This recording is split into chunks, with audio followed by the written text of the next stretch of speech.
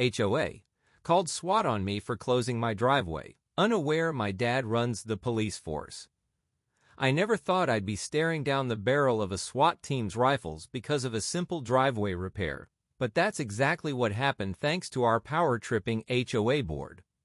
Looking back now, I can almost laugh at how spectacularly it backfired on them, but at the time it was absolutely terrifying. Some background. My wife and I bought our dream home about 2 years ago in an upscale neighborhood. The house was perfect, 4 bedrooms, a huge kitchen, and a beautiful view of the mountains. The only downside was the strict HOA, but we figured we could handle it. The previous owners had warned us that the board could be particular about rules, but we had no idea just how insane things would get. The incident that started it all was pretty simple. Our concrete driveway had developed some serious cracks over the winter, and with spring coming, I decided to get it repaired. I got all the proper permits from the city and even submitted the required forms to the HOA Architectural Committee. They approved the work, sending me a letter stating I had permission to conduct necessary repairs and maintenance. The contractor I hired was a family friend who'd been in the business for 30 years. He told me the job would take about 3 days, 1 day to break up and remove the old concrete, 1 day to prep and frame the new driveway, and 1 day to pour and finish. Pretty straightforward stuff. The problem started on day 1. The HOA president showed up just as the crew began breaking up the old concrete. She stood at the end of my driveway with her arms crossed, watching like a hawk. "Excuse me," she called out in that condescending tone only HOA presidents seem to master. "What exactly do you think you're doing?" I walked over to her trying to be polite. "Getting the driveway repaired, ma'am. You approved it last week, remember?" She pulled out her tablet and started scrolling through emails. "Yes, but it says here you're only authorized for repairs. This looks like a complete replacement." "The cracks are too severe for just patching," I explained. "The contractor says we need to replace the whole thing or it'll just keep cracking." "Well, that's not what was approved," she snapped. "You'll need to submit a new application for a full replacement. This work needs to stop immediately." I took a deep breath. "Look, I have all the city permits and your approval letter right here." I pulled up the email on my phone. It clearly states necessary repairs and maintenance, which is exactly what we're doing. She read through it again, her face getting redder by the second. "This is not what we meant and you know it. Stop work immediately or you'll be fined." "No," I said firmly, "we have permission and we're continuing with the repair." She stormed off, but not before threatening to call an emergency HOA board meeting. I went back to supervising the work, thinking that was the end of it. Boy, was I wrong. Around noon, the HOA president returned with 2 other board members. They stood at the end of my driveway taking pictures and writing notes. I ignored them and let the crew keep working. Then they started trying to talk to my contractors, telling them they needed to stop work immediately or face legal consequences. I had to intervene. "Please stop harassing my workers. They're here legally and have all necessary permits. If you have concerns, talk to me, not them." One of the board members, a guy who always wore business suits even on weekends, stepped forward. "You're in violation of HOA bylaws. This is an unauthorized modification of property appearance. We can and will fine you $500 per day until this work stops." I stood my ground. "Show me exactly which bylaw I'm violating. I have written approval for this work." They couldn't point to any specific rule, of course, because I wasn't breaking any. They eventually left, but I could tell this wasn't over. I called my dad, who's been the chief of police in our city for the last 15 years, just to give him a heads up about the situation. "Sounds like they're just flexing their muscles," he said. "But document everything just in case they try something stupid." I took his advice and set up my security cameras to record the driveway area. Good thing I did, because things were about to get crazy. The next morning, the crew arrived early to start framing for the new concrete. They had to block off the driveway completely with safety barriers to keep people from walking through the work area. This seemed to really set the HOA board off. The president showed up with 5 other board members this time. They started taking more pictures and making phone calls. I heard snippets about hostile actions and threatening behavior. One of them even claimed my contractors were intimidating residents by putting up safety barriers. Would you like me to continue with what happens next? Around 2 p.m., I was in my home office on a work call when I heard sirens, lots of them. I looked out my window and nearly fell out of my chair. There were at least 6 police cars, 2 SWAT vans, and even a K-9 unit surrounding my house. Officers with rifles were taking positions behind their vehicles. A voice boomed through a megaphone. "This is the police. Come out with your hands up." I was absolutely stunned. What the hell was going on? I told my colleagues I had an emergency and ended the call. My hands were shaking as I called my dad. "Dad, there's a SWAT team outside my house," I whispered, peering through the blinds. "What?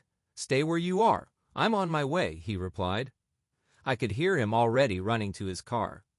I did as instructed and stayed put, watching through the window as more police units arrived. The HOA board members were standing across the street, looking smug. I could see them talking to some of the officers, probably spinning whatever crazy story had brought SWAT to my door. The megaphone crackled again. "We have reports of an armed individual barricading the property and making threats. Come out slowly with your hands visible." That's when it clicked. The HOA had called in a false report about my driveway barriers, making it sound like I was some kind of armed terrorist. I was furious but knew I had to stay calm. I called my dad again. "They're here because of the driveway barriers," I told him. "The HOA must have called in a false report." "I'm 5 minutes out," he said. "Don't move until I get there." Those were the longest 5 minutes of my life. I kept my hands visible and stayed away from windows, not wanting to give anyone an excuse to get trigger happy. Finally, I heard a familiar voice on the megaphone. "Stand down. Everyone stand down right now."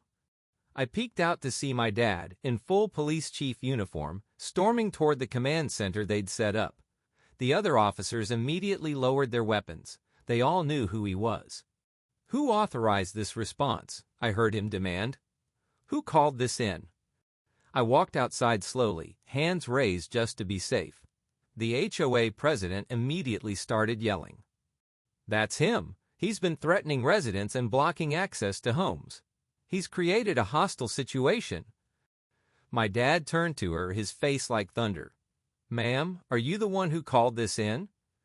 "Yes, he's breaking HOA rules and—" "Stop talking," my dad cut her off. "Officers, start taking statements. I want to know exactly who called this in and what they reported. Get me the 911 recordings immediately."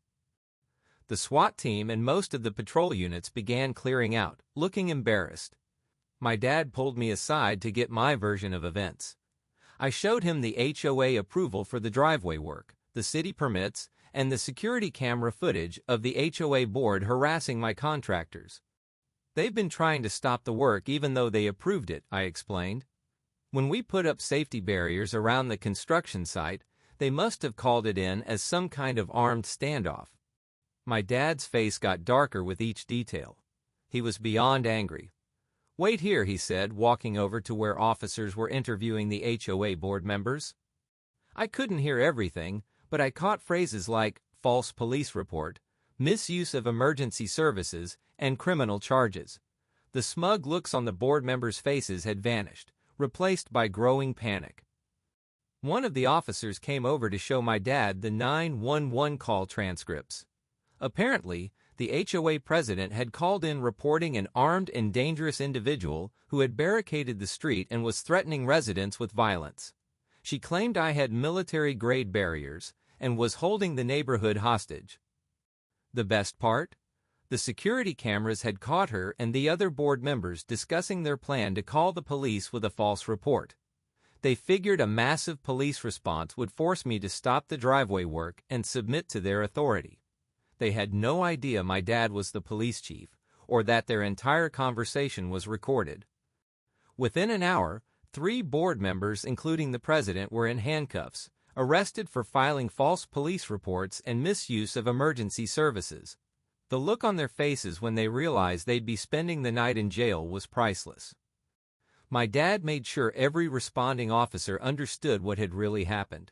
He was furious that department resources had been wasted on a fake emergency, all because some power-tripping HOA board members couldn't handle a simple driveway repair. "I want every second of body cam footage preserved," he ordered. "Every 911 call, every radio transmission.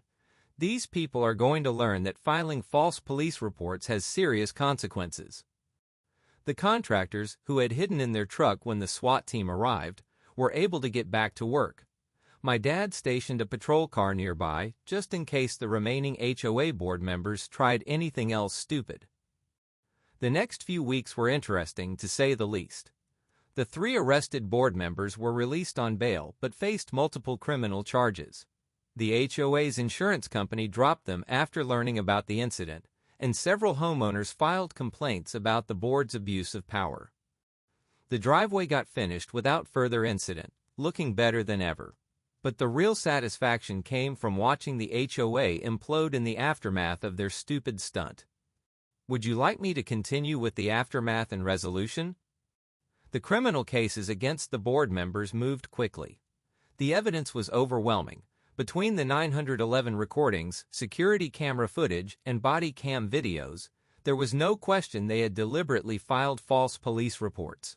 They tried to claim it was all a misunderstanding, but the recording of them plotting to call in a fake emergency proved otherwise.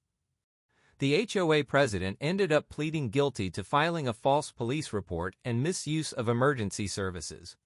She got 6 months probation, a $10,000 fine, and 200 hours of community service. The other 2 board members got similar deals. All 3 were barred from serving on any HOA board in the county. But the criminal charges were just the beginning of their problems. The city council launched an investigation into the HOA's practices after several other homeowners came forward with stories of harassment and abuse of power. They found numerous violations of state HOA regulations, including selective enforcement of rules, improper handling of HOA funds, failure to maintain required records, holding secret board meetings, imposing unauthorized fines.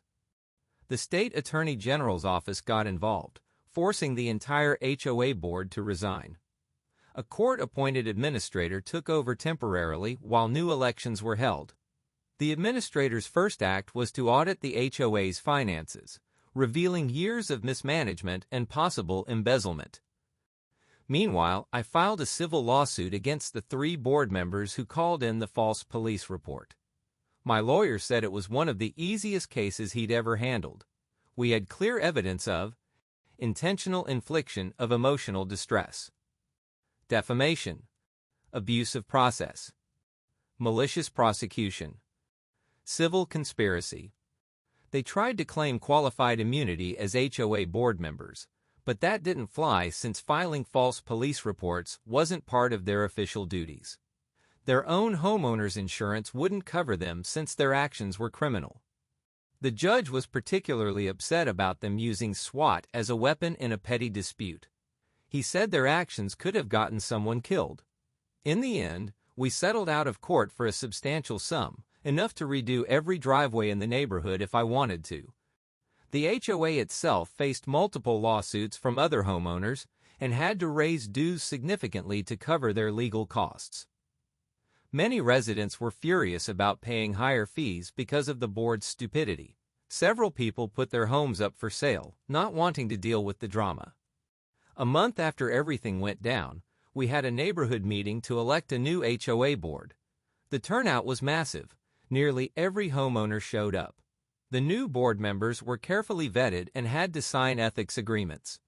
They also implemented new rules requiring all board meetings to be recorded, transparent voting on all decisions, independent review of any fines, clear appeals process for homeowners, annual audits of HOA finances. I was actually asked to serve on the new board but politely declined. I'd had enough HOA drama to last a lifetime. However, I did agree to consult on updating the bylaws to prevent future abuse of power. The best part? My dad used the incident as a training opportunity for his department. He developed new protocols for handling HOA complaints and taught officers to be wary of HOA boards trying to use police as enforcement tools. The story became a cautionary tale at the police academy about verifying calls before deploying SWAT. These days, things are much calmer in our neighborhood. The new HOA board actually focuses on maintaining the community instead of harassing residents. They even featured my driveway in the community newsletter as an example of proper home maintenance. The former board members moved away after their convictions, unable to face their neighbors after the embarrassment. I heard through the grapevine that they tried to buy houses in other HOA communities but were rejected due to their criminal records. Karma's funny that way. My dad still laughs about the whole thing. In 30 years of law enforcement, that's the first time I've seen an HOA try to call SWAT on someone for fixing their driveway, he says. At least something good came out of it. No HOA in this city will ever try that again. As for me, I learned some valuable lessons about standing up to bullies and documenting everything. Those security cameras were the best investment I ever made. Well, those and the new driveway, which still looks fantastic. I sometimes wonder what would have happened if my dad hadn't been the police chief. Would the HOA's false report have led to a tragic outcome? It's scary to think about. But at least their attempt to abuse police resources led to positive changes in both law enforcement and HOA oversight. These days, when I see the former HOA president's house up for sale, still with no buyers after 6 months, I can't help but smile a little. Play stupid games, win stupid prizes, and trying to SWAT someone over a driveway repair has to be one of the stupidest games ever played. The whole experience has become something of a legend in local law enforcement circles. Apparently, whenever they get a call from an HOA now, the dispatchers ask, "Is this about a driveway?" It's become shorthand for check if this is a legitimate emergency before deploying resources. My neighbors joke that we should put up a historical marker, site of the Great Driveway, standoff of 2023. I think I'll suggest that at the next HOA meeting, just to see the new board members' faces. At least we can laugh about it now that justice has been served. Update. 6 months later. The fallout continues. Wow, I can't believe how much interest this story generated. Since many people have asked for an update, here's what's happened in the 6 months since the Great Driveway standoff. First, remember those criminal cases against the former HOA board members? Well, they just wrapped up last week, and the consequences were even more severe than expected. During the investigation, prosecutors discovered this wasn't the first time they'd abused police resources. Turns out they had a pattern of calling in false reports on other homeowners who defied their authority. The former HOA president got her probation revoked when evidence emerged that she'd been harassing other homeowners in neighboring communities. She actually spent 30 days in jail, which I hear was quite the adjustment for someone used to designer clothes and daily spa treatments. The state's investigation into the HOA's finances uncovered even more dirt. The former board had been running what amounted to a small-scale extortion racket. They'd issue bogus fines, then offer to reduce them if homeowners paid in cash. The total amount stolen over 3 years came to almost $50,000. All that money had to be paid back, of course. The former board members had to liquidate assets to make restitution. The HOA president's precious Mercedes got repossessed right from her driveway, karma at its finest. Remember my civil lawsuit? The settlement amount was substantial enough that I donated a large portion to create a legal defense fund for homeowners dealing with HOA abuse. It's already helped 3 families fight back against similar situations in other communities. My dad used this case to implement major changes in how the police department handles HOA complaints. They now require documented evidence before responding to any HOA-related calls, and false reports result in immediate criminal charges. Several other police departments in the state have adopted similar policies. The most satisfying development: Our neighborhood has completely transformed. The new HOA board is amazing. They actually focus on improving the community instead of harassing residents. They even organized a block party last month where my dad was the guest of honor. He gave a great speech about community policing and the dangers of abusing emergency services. The former board members have all moved away, but their reputations followed them. One tried to join another HOA board in the next county over, but a quick Google search of her name brought up news stories about our incident. She withdrew her application real quick after that. Our story has become something of a legend in HOA circles. I've been asked to speak at several homeowners' rights conferences about standing up to HOA abuse. My security camera footage is now used in legal training seminars as an example of how not to run an HOA. The driveway still looks great, by the way. Several neighbors have hired the same contractor to redo their driveways too. He's gotten so much business from our community that he gave us all a survived an HOA nightmare discount. Oh, and remember those police protocols my dad implemented? They've already prevented 2 similar incidents in other neighborhoods. Apparently, some HOA didn't get the memo about not using SWAT teams as personal enforcement squads. Last week, I got a letter from a homeowner in California who used our case as precedent to fight back against his power-tripping HOA. He won his case, and the judge specifically cited our incident as an example of HOA overreach. The best part? Our community has become much closer through all this. We have regular neighborhood meetings now where people actually talk to each other instead of filing complaints. The new HOA board even created a community garden in one of the common areas, something the old board would have never allowed. My wife and I had been considering moving before all this happened, but now we're glad we stayed. It's amazing how removing a few toxic people can completely transform a neighborhood. We've made great friends with people we never really knew before, all because we stood up to HOA tyranny together. The only downside? My dad never lets me hear the end of it. Every time he visits, he points at the driveway and says, "Remember when they tried to SWAT you over that?" Then he cracks up laughing.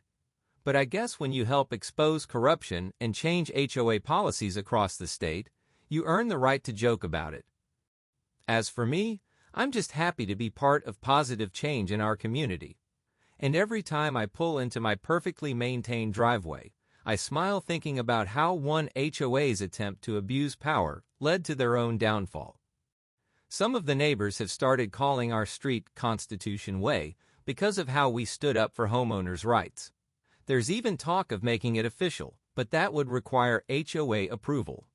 At least now we know that approval process will be fair and transparent. Final thoughts.